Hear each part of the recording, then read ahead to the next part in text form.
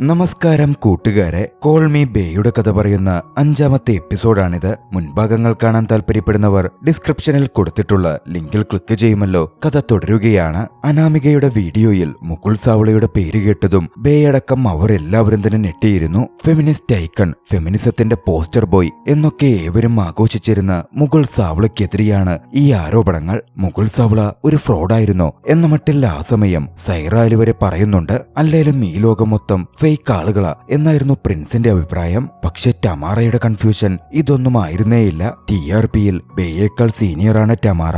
എന്നിട്ടും ഇത്തരത്തിലൊരു സ്റ്റോറി ബേക്കാണല്ലോ വന്നത്, അതെങ്ങനെ ഫെയർ ആകും എന്നൊക്കെയായിരുന്നു ടമാറയുടെ പ്രശ്നം. സൈറ പറഞ്ഞു, ഇതിലെങ്ങനെ ജലസായിട്ട് കാര്യമൊന്നുമില്ല, അവളുടെ ഫോളോവേഴ്സ് ഉണ്ട്, ഓർഗാനിക് ആയിരുന്നു, അവളെ കൊണ്ട് ഇത് ചെയ്യാൻ പറ്റുന്ന അനാമികക്ക് തോന്നിക്കാണും, അതുകൊണ്ടാ ഈ സ്റ്റോറി അവൾക്ക് വന്ന്. നിനക്ക് ഈ സ്റ്റോറി എന്തായാലും ക്രാക്ക് ചെയ്യാൻ പറ്റും. സൈറ ബേയെ പ്രോത്സാഹിപ്പിച്ചു. പ്രിൻസും ബേയുടെ അടുത്തേക്ക് വന്ന് പറഞ്ഞു, ചൗധരീസ് കുലുക്കാൻ നോക്കിയിട്ട് നീ കുലുങ്ങിയിട്ടില്ല, പിന്നെയല്ലേ ഇതൊക്കെ, നിന്നെ കൊണ്ട് ഇതിന് സാധിക്കും ബേ. എല്ലാവരുടെയും മോട്ടിവേഷനായപ്പോ ബേക്കും ഒരു ധൈര്യമൊക്കെ വന്നു. ടമാറയ്ക്കാണെങ്കിൽ അതിൽ തെല്ല അസൂയയും. തനിക്ക് പോവാൻ നേരമായി, നാളെ രാവിലെ കുറച്ച് ക്ലൈൻ മീറ്റിംഗ് ഒക്കെ ഉണ്ട്, ഓൺലൈൻ സെഷൻസും. അത് കഴിഞ്ഞ് ഞാൻ നേരെ ഇങ്ങോട്ടേക്ക് വരാം. ബേ, നിനക്ക് വേണ്ടിയുള്ള ബ്രേക്ക്ഫാസ്റ്റും ഞാൻ കുക്ക് ചെയ്ത് തരാട്ടോ എന്ന് പറഞ്ഞ് പ്രിൻസ് അവിടെ നിന്ന് പോന്നു. പ്രിൻസിന്റെ ഈ സ്വഭാവമൊക്കെ കണ്ട് സൈറയ്ക്ക് അതിശയം തന്നെ തോന്നുന്നുണ്ടായിരുന്നു. ബേ അവരുടെ ശ്രദ്ധ വിഷയത്തിലേക്ക് ക്ഷണിച്ചു. അനാമിക ആരായിരിക്കും, നമുക്കതൊന്ന് ക്രാക്ക് ചെയ്താലോ എന്ന് ചോദിച്ചു. നീയും നിന്റെ ഫാൻ ക്ലബും ഒക്കെ ഉണ്ടല്ലോ, നിങ്ങൾ തന്നെ അങ്ങ് ക്രാക്ക് ചെയ്തോ, എനിക്ക് വേറെ പണിയുണ്ട് എന്നായിരുന്നു ടമാറ പറഞ്ഞത്. അതോടെ സൈറയും ബേയും ചേർന്ന്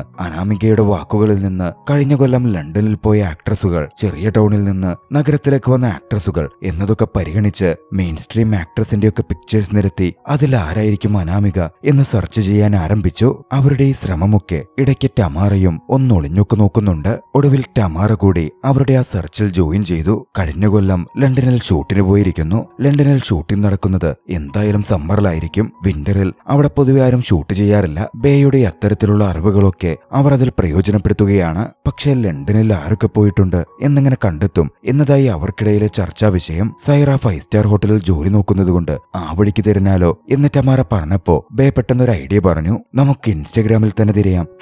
#London calling, #London girl, #Harrods, #London fashion. അങ്ങനെ ലണ്ടനുമായി ബന്ധപ്പെട്ട മുഴുവൻ ഹാഷ്ടാഗുകളും എടുത്ത് അവരങ്ങ് ഇൻസ്റ്റഗ്രാമിൽ തിരയാൻ ആരംഭിച്ചു. ഒടുവിൽ വിവരങ്ങളിൽ നിന്ന് അവർ സോർട്ട് ചെയ്തെടുത്ത ആക്ട്രസസിന്റെ ഫോട്ടോസ് അവരൊരു ബോർഡിൽ ക്ലിപ്പ് ചെയ്തു. 9ഓളം ആക്ട്രസ് പേരുകൾ ആ ലിസ്റ്റിലുണ്ടായിരുന്നു. അതിൽ നിന്ന് ചില സാഹചര്യങ്ങൾ കൂടി പരിഗണിച്ച് കുറച്ചു പേരുടെ പേരുകൾ അവർ ഒഴിവാക്കി. വീണ്ടും സോർട്ട് ചെയ്യാൻ അടുത്ത ക്ലൂ വേണമായിരുന്നു. അനാമികയുടെ വാക്കുകളിൽ നിന്ന് തന്നെ 3ാമത്തെ ക്ലൂ അവർ കണ്ടെത്തിയത് അവളുടെ ബോയ്ഫ്രണ്ടിനെ പവർ ഉപയോഗിച്ച് റെയ്ഡ് ചെയ്യിപ്പിച്ചിരുന്നു എന്നതാണ്. പക്ഷേ ആ വിവരം നെറ്റിൽ നിന്ന് കണ്ടെത്തുക അത്ര എളുപ്പമല്ല. ഓഫ്ലൈൻ വഴി ആ വിവരം കിട്ടുവാൻ ഒരേ ഒരു വഴിയേ ഉള്ളൂ. TRP ഓഫീസിലെ ആശിഷ്. ടമാറയോട് ആശിഷിന് ചെറിയൊരു പ്രണയ താല്പര്യമൊക്കെ ഉണ്ടല്ലോ. ടമാറ മനസ്സുവെച്ച ആശിഷിൽ നിന്ന് വിവരങ്ങൾ ഊറ്റിയെടുക്കാൻ സാധിക്കും എന്ന തരത്തിൽ ബേ ടമാറയോട് സംസാരിച്ചു. ആദ്യം ടമാറ പറ്റില്ലെന്നൊക്കെ പറഞ്ഞെങ്കിലും ബേയും സൈറയും കൂടി ടമാറയെ നിർബന്ധിക്കുകയും സ്നേഹം ചൊരിയുകയും ചെയ്തതോടെ ടമാറ അതിന് തയ്യാറായി. ആശിഷിന് നാളെ ഒരു കോഫി കുടിച്ചാലോ എന്ന മട്ടിൽ മെസ്സേജ് അയച്ചു. പിറ്റേന്ന് പുലർച്ചെ അവരെ വിളിച്ചുണർത്തിയത് തന്നെ പ്രിൻസ് ആയിരുന്നു. കുക്ക് ചെയ്യാനുള്ള സാധനങ്ങളും പോസിറ്റീവ് എനർജിയുമായി അവൻ വന്നെത്തിക്കഴിഞ്ഞു. മസിൽമാൻ പ്രിൻസിന്റെ വരവും പ്രിൻസിന്റെ പ്രവൃത്തികളുമൊക്കെ പ്രിൻസിനോട് ടമാറയ്ക്ക് ഒരു ക്രഷ് ഉണ്ടാക്കുന്നുണ്ടായിരുന്നു. അത്ര നാളും ഒരു ബോയ് ഫ്രണ്ട് പോലും ഇല്ലാതിരുന്ന ടമാറയാണ് പ്രിൻസിന് മേൽ ആകൃഷ്ടയായത്. പ്രിൻസ് ബേയുടെ അടുത്ത് വന്ന് ബേയെ എഴുന്നേൽപ്പിച്ച് സ്നേഹവായ്പോടെ അവളോട് പെരുമാറാൻ തുടങ്ങി. ബേ പെട്ടെന്ന് ഇന്ന് SS-ന്റെ കൂടിയ വർക്ക് ലേറ്റ് ആവാൻ പറ്റില്ലെന്ന് പറഞ്ഞ് എഴുന്നേറ്റ് പോയി. ഇതൊക്കെ ടമാറ കാണുകയും ചെയ്യുന്നുണ്ടായിരുന്നു. ബേ എന്ന ഓട്ടോയിൽ ഓഫീസിലേക്ക് പോയിക്കൊണ്ടിരിക്കുമ്പോ അക്കിയുടെ ഫോൺ കോൾ ബേയെ തേടിയെത്തുകയാണ്. ഓട്ടോറിക്ഷയിൽ ബേ പോകുന്ന കണ്ട് അക്കി ആദ്യം അതിശയിക്കുക പോലും ചെയ്തിരുന്നു. പിന്നാലെ പറഞ്ഞു, ബേ, ഇത് മറ്റാരെക്കാളും മുമ്പ് ഞാൻ തന്നെ നിന്നോട് പറയാമെന്ന് കരുതിയാ വിളിച്ച്. അഡ്വക്കേറ്റ്സ് പേപ്പേഴ്സ് തയ്യാറാക്കുന്നുണ്ട് നമ്മുടെ ഡിവോഴ്സിന് വേണ്ടി. അതിലെ ടേംസ് ഒക്കെ ഫെയർ ആയിരിക്കും എന്ന് ഞാൻ ഉറപ്പു തരാം. അത് കേട്ടതും ബേ വല്ലാതെ അസ്വസ്ഥയായി. അക്കി പറഞ്ഞു, നമുക്ക് ടച്ചിൽ തന്നെ തുടരാം, വേറെ കുഴപ്പമൊന്നുമില്ല. എന്തിനാക്കി ഇത്ര റഷ് ചെയ്യുന്നേ, നമുക്കിത്തിരി ടൈം എടുത്ത് ആലോചിച്ചിട്ട് പോരെ, അതോ നീ വേറെ ആരെങ്കിലും കണ്ടെത്തിയോ? ബേ ചോദിച്ചു. തന്റെ ഡംബലെടുത്ത് ഉയർത്തിക്കൊണ്ട് അക്കി പറഞ്ഞു, മറന്നുപോയോ, നീയായിരുന്നു വേറൊരാളെ കണ്ടെത്തിയത്. അക്കി ഫോൺ കട്ട് ചെയ്യുകയും ചെയ്തു. ബേ വല്ലാതെ അസ്വസ്ഥയായി കാണപ്പെട്ടിരുന്നു. ഇതേ സമയം മറുവശത്ത് സൈറയാകട്ടെ പൊതുവായി അവൾ ബെറ്റ് വെക്കുന്നിടത്തേക്ക് പോവുകയായിരുന്നു. അവിടെ പണമൊക്കെ അടച്ച് അവിടുത്തെ പരിചയക്കാരുമായി സംസാരിക്കുമ്പോൾ അവൾക്ക് പ്രധാനപ്പെട്ട 2 ഇൻഫർമേഷൻ ലഭിച്ചു. അവരുടെ ലിസ്റ്റിലുള്ള ദിവാ കപൂറിന്റെ ബോയ്ഫ്രണ്ട് ആദിരാജ് മാൻസിംഗ് റെയ്ഡ് ചെയ്യപ്പെട്ടിട്ടുണ്ട് എന്നതായിരുന്നു ഒന്ന്. നൈന ഖന്നയുടെ ബോയ്ഫ്രണ്ട് വിക്രം ജ്യോതാനിയും റെയ്ഡ് ചെയ്യപ്പെട്ടിട്ടുണ്ട് എന്നതായിരുന്നു അടുത്ത വിവരം. കിട്ടിയ വിവരം ഉടനടി അവൾ ബേക്ക് ഷെയർ ചെയ്തു. അവൾ ഓടിപ്പിടിച്ച് SS-ന്റെ സ്റ്റുഡിയോയിൽ എത്തിയപ്പോഴേക്കും അന്ന് കുറച്ച് വൈകിയിരുന്നു. SS അവളോട് ദേഷ്യപ്പെട്ടു. നിന്റെ ഈ ടാൻഡ്രംസ് ഒക്കെ ഫേസ് ചെയ്യാൻ ഞാൻ നീലൊന്നുമല്ല. ഇന്ന് വൈകിട്ടല്ലേ നിനക്ക് നെയിൽ സ്പാ അപ്പോയിന്റ്മെന്റ് ഉള്ളത്, അതൊക്കെ അങ്ങ് ക്യാൻസൽ ചെയ്തേക്ക്. നടക്കാൻ പോകുന്നില്ല. എനിക്ക് നെയിൽ സ്പാ അപ്പോയിന്റ്മെന്റ് ഉണ്ട് എന്ന് നിങ്ങൾക്ക് എങ്ങനെ അറിയാം? ബേ ചോദിച്ചെങ്കിലും SS അതിന് മറുപടി പറഞ്ഞില്ല. അന്ന് ഷൂട്ട് ചെയ്യാൻ അവിടെ ഒരു ഹാർനസ് ഒക്കെ റെഡിയാക്കിയിരുന്നു. അസിസ്റ്റന്റ് ഹാർനസ് റെഡിയായി എന്ന് SS-നോട് പറഞ്ഞതും എങ്കിൽ ഒരു പണി ചെയ്യ്, ബേയുടെ മേൽ തന്നെ അതൊന്ന് ടെസ്റ്റ് ചെയ്ത് നോക്ക് എന്നായിരുന്നു SS പറഞ്ഞത്. SS-ന്റെ നിർദ്ദേശം അംഗീകരിക്കാതിരിക്കാൻ ബേക്ക് മുമ്പിൽ വഴിയുണ്ടായിരുന്നില്ല. അങ്ങനെ ബേയെ ഹാർനസിൽ പൊക്കി തൂക്കി. ആ സമയം തന്നെ SS ലഞ്ച് ബ്രേക്ക് വിളിച്ച് എല്ലാവരെയും അവിടെ നിന്ന് പറഞ്ഞു വിട്ടു. ബേക്കാണെങ്കിൽ ഹാർനസിൽ തൂങ്ങി അങ്ങനെ കിടക്കേണ്ടി വന്നു. സ്റ്റുഡിയോയിൽ നിന്ന് ഏവരും പോകുമ്പോ ബേയോട് അങ്ങനെ ചെയ്തത് ഹാർലിൻ അത്ര ഇഷ്ടപ്പെട്ടിരുന്നില്ല. SS-നും അത് മനസ്സിലായി. തന്റെ പതിവ് പഞ്ചാര ശൈലിയിൽ ഹാർലിനോട് സംസാരിച്ച് SS ഹാർലിന്റെ പ്രശ്നവും പതിയെ അങ്ങ് പരിഹരിച്ചെടുത്തു. അവർ സംസാരിച്ചുകൊണ്ട് പോകുന്നത് നീല കണ്ടിരുന്നു. ബേക്ക് എന്തോ പണി കിട്ടിയിട്ടുണ്ട് എന്ന് മനസ്സിലാക്കിയ നീല നേരെ സ്റ്റുഡിയോയിലേക്ക് ഓടി ചെന്നു. മൂങ്ങയെപ്പോലെ തൂങ്ങിക്കിടക്കുന്ന ബേയായിരുന്നു നീല അവിടെ കണ്ടത്. പിന്നാലെ നീല തന്നെ ബേയെ സഹായിക്കുകയാണ്. വല്ലാത്തൊരു സന്തോഷത്തിലും സ്നേഹത്തിലും ബേ എന്ന നീലിനെ നോക്കിക്കണ്ടിരുന്നു. ഹാർനസിൽ തൂങ്ങിക്കിടന്നിരുന്ന അവളെ താഴേക്കിറക്കുമ്പോ അവർ അടുത്തടുത്ത് വരികയും പരസ്പരം കെട്ടിപ്പിടിക്കുകയും ചെയ്തു. ആ പ്രോസസ് തീരുമ്പോഴേക്കും ലഞ്ച് ബ്രേക്ക് കഴിഞ്ഞ് ബാക്കിയുള്ളവർ എത്തിക്കഴിഞ്ഞിരുന്നു. ബേ പറഞ്ഞു, നീലൊരു കാര്യം ഡിസ്കസ് ചെയ്യാനുണ്ട്. നീലെന്തെങ്കിലും പറയുന്നതിന് മുമ്പേ SS-ഉം വന്നെത്തി. ലഞ്ച് ബ്രേക്ക് കഴിഞ്ഞു, ബാക്കി പണിയിലേക്ക് കടക്ക് എന്നായിരുന്നു SS പറഞ്ഞത്. അവിടുത്തെ പരിപാടികൾ കഴിഞ്ഞതും നീലിനടുക്കൽ വന്ന വീഡിയോ ക്ലിപ്പ് കാണിച്ച് അനാമികയുടെ കാര്യം ബേ പറഞ്ഞു. ഇത് വലിയൊരു സ്റ്റോറിയല്ലേ, ഫസ്റ്റ് ഞാൻ എന്റെ സ്റ്റോറി ചെയ്യാം, അത് കഴിഞ്ഞ് നീലിന്റെ ഷോയിൽ ഇത് അവതരിപ്പിക്കുകയും ചെയ്യാം. ഈ അനാമികയാരാ? നീല് ചോദിച്ചു. തന്റെ സംശയത്തിലുള്ള പേരുകൾ ബേ എണ്ണി പറഞ്ഞു. അതോടെ അതൊരു ഒതന്റിക്കായ സ്റ്റോറിയല്ല എന്ന് നീലിന് തോന്നി. ജേർണലിസവും ബിഗ് ബോസും തമ്മിൽ വലിയ വ്യത്യാസമുണ്ട്. പിന്നെ ഞാൻ SS-ഉം അല്ല. ഇതുപോലെ തോന്നലുകളൊക്കെ ഓരോ വാർത്തയാക്കുവാൻ അനോണിമസ് പെൺകുട്ടിയുടെ വീഡിയോ നിന്ന് നമുക്കങ്ങനെ ഒരു അസംഷൻ ചെയ്യാനൊന്നും പറ്റില്ല. കൃത്യമായ എവിഡൻസും ബാക്കപ്പും ഒക്കെ ഉണ്ടെങ്കിലേ ഒരു വാർത്ത കൊടുക്കാൻ പറ്റൂ. അതും പ്രത്യേകിച്ച് മുഗൾ സവളയെപ്പോലെ റെസ്പെക്റ്റഡ് ആയ ഒരു മനുഷ്യനെതിരെ. അപ്പൊ നീ പറയുന്നത് അനാമിക നുണ പറയുകയാണെന്നാണോ? ബേ ചോദിച്ചു. നീലു പറഞ്ഞു, അല്ല, ഒരിക്കലുമല്ല. പക്ഷെ ഈ സ്റ്റോറി അതിന് ബാക്ക് ചെയ്യേണ്ടതുണ്ട്. കൃത്യമായ തെളിവുകൾ കണ്ടെത്തേണ്ടതുണ്ട്. ആദ്യം അത് ചെയ്യ്. അതുവരേക്കും ഇത് പബ്ലിക്കിന്റെ മുമ്പിലേക്ക് കൊണ്ടുപോകാൻ പറ്റില്ല. അങ്ങനെ ചെയ്ത സത്യജിത്ത് നേരത്തെ യുഗേന്ദ്രനോടും നെയ്ന കന്നയോടും ചെയ്തില്ലേ, അതേ സാധനം തന്നെയായിരിക്കും നീയും ഇപ്പൊ പ്രവർത്തിക്കാൻ പോകുന്നേ. ബേ അസ്വസ്ഥയായി. നീലു പറഞ്ഞു, നിന്നെ വിഷമിപ്പിക്കാൻ പറഞ്ഞതല്ല. സ്റ്റോറി ജെനുവിനായിരിക്കാം, പക്ഷെ അതിന് ബാക്കിംഗ് വേണം. ആദ്യം നീ അതിന്റെ മുഴുവൻ സ്റ്റോറി കൊണ്ടുപോവാ. ആരാ അനാമിക? അവര് പറയുന്നത് സത്യമാണോ? ഇതിന്റെ സോഴ്സ് ആരാണ്? അവര് വിശ്വസിക്കാൻ പറ്റുന്നവരാണോ? അങ്ങനെ വന്നു കഴിഞ്ഞാൽ ഉറപ്പായും ഞാൻ നിന്നെ സപ്പോർട്ട് ചെയ്യാം. എന്തായാലും അത് ബേക്കും ഇൻസ്പിറേഷനായി. അണ്ടർ കവറായി പോയി അനാമികയെ കണ്ടെത്താനുള്ള ശ്രമം ബേ ആരംഭിച്ചു. ലിസ്റ്റിലുള്ള നടിമാരുടെ അടുത്ത് പോയി ഹായ് അനാമിക എന്ന മട്ടിൽ അവരെ അഭിസംബോധന ചെയ്യുമ്പോ അവര് തന്നോട് സംസാരിക്കും, അല്ലേല് ഭാവമാറ്റം വരും എന്ന് ബേ പ്രതീക്ഷിച്ചിരുന്നു. പക്ഷെ ഒന്നും തന്നെ സംഭവിച്ചില്ല. ബേയുടെ ആ ശ്രമങ്ങളൊക്കെ പാളി. ആ ശ്രമത്തിനിടയിൽ ആകെ ഒരു പേരുകൂടി വെട്ടാനേ അവർക്ക് സാധിച്ചുള്ളൂ. 9 പേരുടെ ലിസ്റ്റിൽ നിന്ന് 2 ആക്ട്രസുകളെ അവർ ഒഴിവാക്കിയെടുത്തു. ടമാറയും ബേയും അതിനെപ്പറ്റി സംസാരിച്ച് നിൽക്കുകയാണ്. SS ബേയെ വിളിക്കുന്നത്. SS-ന് വൈകാതെ ഒരു അവാർഡ് ഫംഗ്ഷൻ വരുന്നുണ്ട്. അതിന്റെ ബാക്ക് ഡ്രോപ്പിൽ പ്ലേ ചെയ്യിപ്പിക്കാൻ കമ്മിറ്റിക്ക് ഒരു ഫൂട്ടേജ് ഉണ്ടാക്കി കൊടുക്കണം. SS-ന്റെ ചിത്രങ്ങളും ഫോട്ടോഷൂട്ട് നടന്നതിന്റെയും ഒക്കെയും വീഡിയോസ് വെച്ചിട്ട് മുഴുവൻ റഫറലും എടുത്ത് ബേ അത് ഉണ്ടാക്കണം എന്ന് SS ആവശ്യപ്പെട്ടു. ശേഷം ഞാൻ നിന്നെ വാച്ച് ചെയ്തുകൊണ്ടേയിരിക്കുന്നുണ്ട് എന്ന് ആംഗ്യം കാണിച്ച് തന്റെ അസിസ്റ്റന്റ് സ്റ്റീഫനോട് ഫേഷ്യൽ ചെയ്യണം എന്ന് പറഞ്ഞ് സ്റ്റീഫനെയും കൂട്ടിക്കൊണ്ട് SS അവിടെ നിന്ന് പോയി. ആ സമയം SS-ന്റെ റൂമിൽ ഹാർലിനുണ്ട്. 2012 ആർക്കൈവ്സിൽ നിന്ന് ആവശ്യമുള്ളതൊക്കെ എടുത്തു എന്ന് പറഞ്ഞ് SS-ന്റെ കമ്പ്യൂട്ടറിന്റെ ആക്സസ് ഹാർലിൻ ബേക്ക് കൊടുത്തു. SS-ന്റെ ഫോട്ടോസൊക്കെ ബേ നോക്കിക്കൊണ്ടിരിക്കെ കമ്പ്യൂട്ടറിൽ മെസ്സേജുകൾ വരുന്നുണ്ടായിരുന്നു. സെന്റോറസ് എന്നൊരു പേരിൽ നിന്നായിരുന്നു മെസ്സേജ് വന്നുകൊണ്ടിരുന്നത്. ബേ ഹാർലിനോട് ഈ സെന്റോറസ് ആരാണെന്ന് ചോദിച്ചു. ഹാർലിൻ വന്ന് അതൊക്കെ ക്ലോസ് ചെയ്തു. നീ നിന്റെ പണിയെടുത്താ മതി എന്ന് ബേയോടായി പറഞ്ഞു. ബേ സെന്റോറസ് എന്ന പേര് കേട്ടതും തന്റെ ലക്ഷറി ലൈഫിലുണ്ടായിരുന്ന അമ്മയുടെ കുതിരപ്പന്തയത്തിലെ കുതിരയുടെ പേര് അതായിരുന്നു എന്നൊക്കെ പറഞ്ഞ് കഥ പറയാനും തുടങ്ങി. ഇതേ സമയം മറുവശത്ത് ടമാറയും ആശിഷും തമ്മിലുള്ള കോഫിക്ക് സമയമായിരുന്നു. ആശിഷിനെ കാണാൻ പോയ ടമാറ വിദഗ്ധമായി ആശിഷിൽ നിന്ന് ഒരു വിവരം ചുരണ്ടിയെടുത്തു.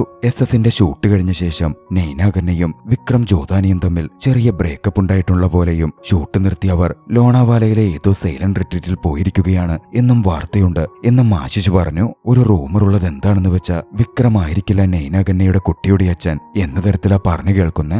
ആശിഷ് അത്രയും പറഞ്ഞതും ടമാറ ചോദിച്ചു, അങ്ങനെയാണെങ്കിൽ അച്ഛനാരാ? ആശിഷ് പറഞ്ഞു, 9 മാസം മുമ്പ് അവള് ഷൂട്ടിനു വേണ്ടി ലണ്ടൻ പോയിരുന്നു. അവിടെ വെച്ച് അവൾ ആരെങ്കിലും കണ്ടിട്ടുണ്ട് ഇതിലൂടെയല്ലോ എല്ലാ കാര്യങ്ങളും ചേർന്നു വരുന്ന കണ്ടതും അനാമികയാവാൻ നീനാകന്നെ ചാൻസ് ഉണ്ട് എന്ന് ചിന്തിച്ച് ഉടൻ തന്നെ ബേയ്ക്ക് ടമാറ അത് മെസ്സേജ് അയച്ചു. പിന്നാലെ ആശിഷ് പ്രണയസല്ലാപത്തിലേക്ക് തിരിയാൻ പോയപ്പോഴേക്കും ടമാറ തന്നെ വിളിച്ചുകൊണ്ടുപോകാൻ ഏർപ്പാടാക്കിയിരുന്ന സെക്യൂരിറ്റി വന്നു. അതോടെ ടമാറ ആശിഷിന്റെ പിടിയിൽ നിന്ന് രക്ഷപ്പെട്ടു പോരുകയാണ്. പിറ്റേന്ന് പ്രിൻസിന്റെ നേതൃത്വത്തിൽ രാവിലെ ലേഡീസ് ഒക്കെയും വർക്കൗട്ട് ചെയ്യുകയായിരുന്നു. ടമാറ മാറി നിൽക്കുമ്പോൾ പ്രിൻസ് അവളുടെ അടുത്ത് ചെന്ന് അവളെ സ്ട്രെച്ച് ചെയ്യാൻ സഹായിച്ചു. ടമാറയ്ക്ക് പ്രിൻസിനോടുള്ള താല്പര്യം അവളുടെ ഭാവങ്ങളിൽ പ്രകടമാകുന്നുണ്ടായിരുന്നു. പെട്ടെന്നൊരു കോൾ വന്നപ്പോ ടമാറ പ്രിൻസിനെ വിട്ടുമാറി തനിക്ക് വർക്കിന് പോണോന്ന് പറഞ്ഞു. പ്രിൻസ് പറഞ്ഞു, ജോബ് 9 to 5 അല്ലേ, ലൈഫ് 24/7 ആണ്. ടമാറ ചെറിയൊരു അതിശയത്തോടെ പ്രിൻസിനെ നോക്കി. മറുവശത്ത് സായറയും ബേയും അനാമികയെപ്പറ്റി ചർച്ചകൾ തുടർന്നുകൊണ്ടേയിരുന്നു. നിനക്കറിയാലോ, ആ എസ്എസും മുഗൾ സവളയും സുഹൃത്തുക്കളാണെന്നല്ലേ പറഞ്ഞേ. അന്ന്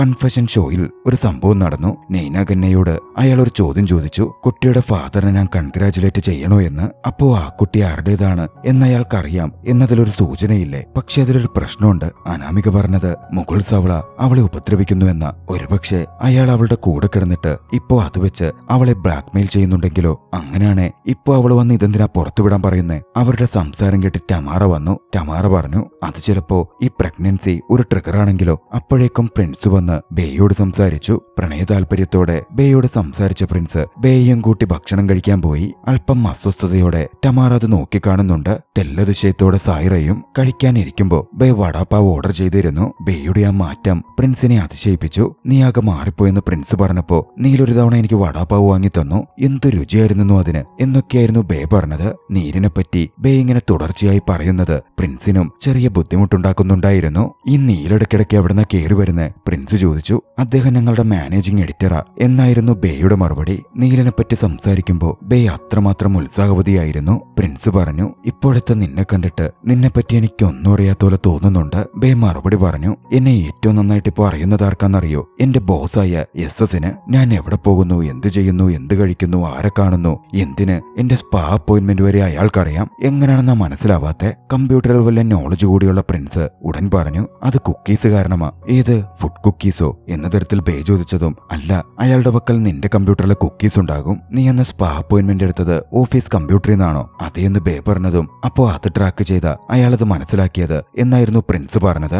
ഓൺലൈനിൽ നമ്മൾ എന്ത് നോക്കിയാലും കുക്കീസ് ഉണ്ടാകും. ആ കുക്കീസ് മുഴുവൻ ഡാറ്റയും സ്റ്റോർ ചെയ്ത് വെക്കുകയും ചെയ്യും. ഓ, അപ്പോ അവൻ വെറും മോൺസ്റ്റർ അല്ല, കുക്കീസ് മോൺസ്റ്ററാ, ബേ വല്ലാത്തൊരു ഭാവത്തോടെ പറഞ്ഞു. അന്ന് തന്നെയായിരുന്നു TRPയുടെ മീറ്റിംഗും ഉണ്ടായിരുന്നത്. മുഗൾ സവള പൊളിറ്റിക്സിൽ ജോയിൻ ചെയ്യാൻ പോകുന്നു എന്ന തരത്തിലുള്ള വാർത്ത മുഗൾ സവളയെ ബൂസ്റ്റ് ചെയ്ത് SS പുറത്തുവിട്ടിരുന്നു. എക്സ്ക്ലൂസീവായി TRPക്ക് കിട്ടിയ വാർത്തയാണത്. അത് വെച്ച് ആ ഒരാഴ്ച ബ്ലാസ്റ്റ് ചെയ്യാം എന്നേവരും സംസാരിക്കുകയാണ്. പക്ഷെ നീല് പറഞ്ഞു, അത്രയും നല്ല അവസരം കിട്ടിയിട്ടും മുഗൾ സവളയോട് SS ഒരു ടഫ് ക്വസ്റ്റ്യൻ പോലും ചോദിച്ചിട്ടില്ല. പക്ഷേ നീലിന്റെ ഷോ റേറ്റിംഗിൽ വല്ലാതെ താഴെ പോകുന്നതും SSന്റെ ആ വാർത്ത കാരണം TRP ഉയരുന്നതും പറഞ്ഞ് അവർ നീലിന്റെ വായടപ്പിച്ചു. സ്വയം റീഇൻവെന്റ് ചെയ്തില്ലെങ്കിൽ നീലിന്റെ അവസ്ഥ മോശമാകും എന്ന് CEO കൂടി വ്യക്തമാക്കുന്നുണ്ട്. ബേയും അത് അറിഞ്ഞിരുന്നു. നീല് മൊത്തത്തിൽ ഒരു പഴഞ്ചൻ സെറ്റപ്പാണ്. എപ്പോഴും ലൈറ്റ് നീല ഷർട്ടുകൾ മാത്രം ധരിക്കുന്ന വ്യക്തി. അതിൽ നിന്ന് നീലിനെ പുറത്തു ചാടിച്ച് ആളുകൾ കൂടുതൽ അട്രാക്റ്റീവ് ആകുന്ന തരത്തിലേക്ക് നീലിനെ മാറ്റിയെടുത്താൽ ഷോയ്ക്ക് ഒരു കുതിപ്പുണ്ടാകും എന്ന് ബേ വിശ്വസിച്ചു. നീലിനോട്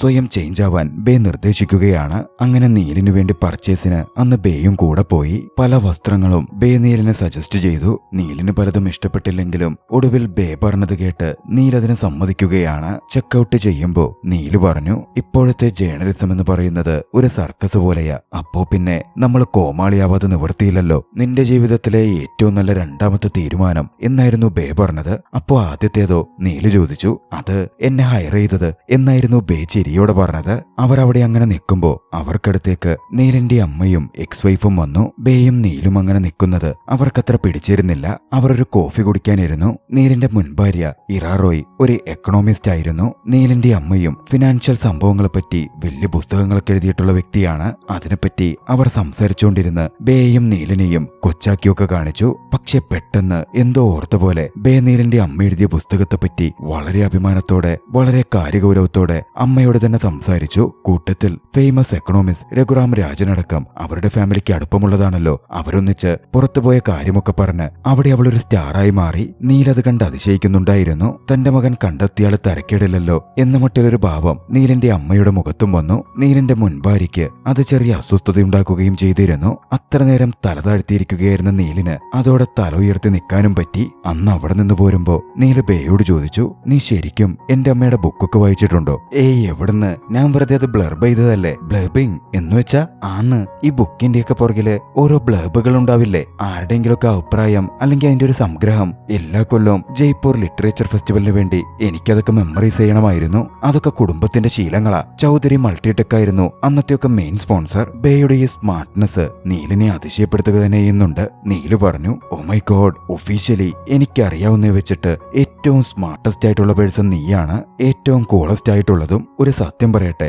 ഞാനാണ് അഗത്യ ചൗധരിയെങ്കിൽ നിന്നെ ഒരിക്കലും ഇതുപോലെ വിട്ടുകളയില്ലായിരുന്നു. വലിയൊരു സന്തോഷത്തിലും അഭിമാനത്തിലും ബേ നീലിനെ നോക്കി. അവർക്കിടയിൽ വർദ്ധിച്ചു വരുന്ന അടുപ്പം കൂടുതൽ പ്രകടമാകുന്നുണ്ടായിരുന്നു. മുന്നോട്ട് പോരുമ്പോ ബേ ചോദിച്ചു, കല്യാണം കഴിച്ചതൊരു തെറ്റായിട്ട് നിനക്ക് തോന്നിയിട്ടുണ്ടോ? തോന്നിയിട്ടുണ്ട്, പക്ഷെ എന്റെ തെറ്റല്ല, എന്റെ അമ്മയുടെ. ഇറാ റോയ് അമ്മയുടെ ബെസ്റ്റ് സ്റ്റുഡന്റ് ആയിരുന്നു. പ്രൊഫസർ മീര റോയ്ക്കും അച്ഛൻ പത്മശ്രീ ഗിരീശൻ നായർക്കും ഫോക്കസ്ഡ് ആയ മുന്നോട്ട് കുതിക്കുന്നൊരു കുട്ടിയായിരുന്നു വേണ്ടിയിരുന്നത്. എനിക്കാണെങ്കിൽ അതൊന്നും ആവാൻ പറ്റിയതുമില്ല, ഇറക്കിയതാകാനും പറ്റി. തന്റെ ജീവിതത്തിൽ നീലേറെ നിരാശനാണ് എന്നതുപോലെ ബേക്ക് തോന്നി. നീലിനെ മോട്ടിവേറ്റ് ചെയ്യാൻ ബേ പറഞ്ഞു, എല്ലാവരുടെയും ജീവിതത്തിൽ സക്സസിന്റെ ഡെഫിനിഷൻ എന്ന് പറയുന്നത് ഒരുപോലെ ആയിരിക്കില്ല. എന്തായാലും ഡിവോഴ്സ് എന്റെ ലൈഫിൽ നല്ലൊരു തീരുമാനമായിരുന്നു എന്ന് ചിരിയോടെ നീല് പറഞ്ഞു. ബേയും അത് ഏറ്റുപിടിച്ചു. അത് ശരിയാ, നിന്റെ അമ്മയും നിന്റെ മുൻഭാര്യയുമായിരുന്നു കല്യാണം കഴിക്കേണ്ടിയിരുന്നത്. അവർ നല്ല മാച്ച് ആയിരുന്നു. നീലും ചെറുതായിട്ട് ചിരിച്ചു. നീലന്ന് ബേയെ ഈ ശനിയാഴ്ച INA അവാർഡ് ഫംഗ്ഷനിലേക്ക് തന്റെ കൂടെ വരുന്നു എന്ന് ചോദിച്ചു ക്ഷണിച്ചു.